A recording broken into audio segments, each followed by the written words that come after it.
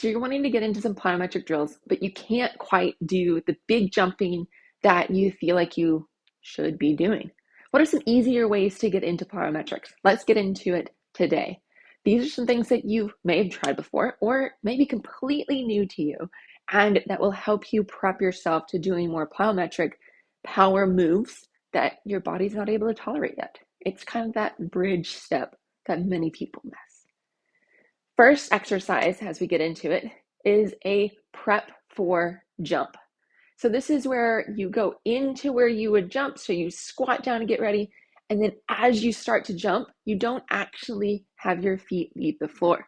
You come up onto your toes and then come back down to start. This helps you with prepping for jumping, helps you with your calf strength for holding, and it makes you where it's not a new, fresh move to do this in a quick move. Obviously, you're not using as much power as you would need to leave the ground, but you are still generating a lot of force and you're using your mechanics to understand that load. Again, as you are doing this mechanism, your body is understanding how to hold and tolerate this load better. As you're doing this, if you find that your knees aren't the most happy with it, then almost think about having a wider stance and getting your knees out wider. Also, think about instead of just your knees bending, think about your butt coming up and down. This butt movement makes you use your glutes a whole lot better, which makes you use your hips, obviously, and takes load off of your knees, off of your quads. And so doing this helps you with that control. And as women, we tend to want to use our knees more than we do our hips. Or if you've had a knee injury in the past, then you'll be much more likely to want to just bend your knees instead of using your hips. The second exercise in this is working on the quickness of your feet and your calves in that. And so I call it quick feet, where you are bringing 1 foot forward, 1 foot forward, 1 foot back, 1 foot back. And you are just doing this back and forth very quickly. It's working on the velocity that your feet can move, how obviously quick they can move, and you're going to be leading obviously with one side and then leading with the other side to make it happen in the time that you have allotted for it.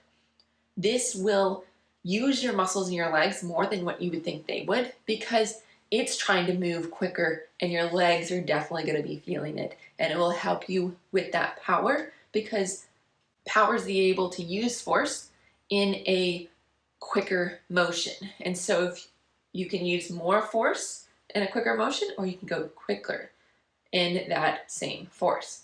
And so having the ability to move your legs quicker will help you with your force production in your power. The last exercise is a side-to-side jump. And you're like, wait a second, I thought this was for beginners. It is. So what you're going to be doing, just slightly stepping side to side. Side to side.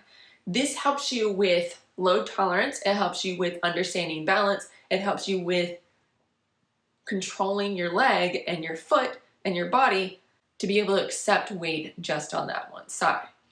As you get better at this, then you're going to start going more vertical, but not changing your distance as a whole.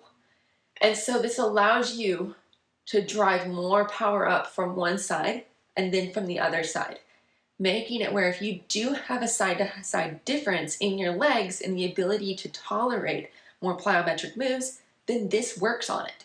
It segments out one side pushing and then one side landing, one side pushing, the other side landing, going back and forth. As you tolerate this better, then obviously you'll jump farther out, farther away from each other. And so now you're really getting that control and land, control and land. Same thing goes as you were prepping for your jumps earlier.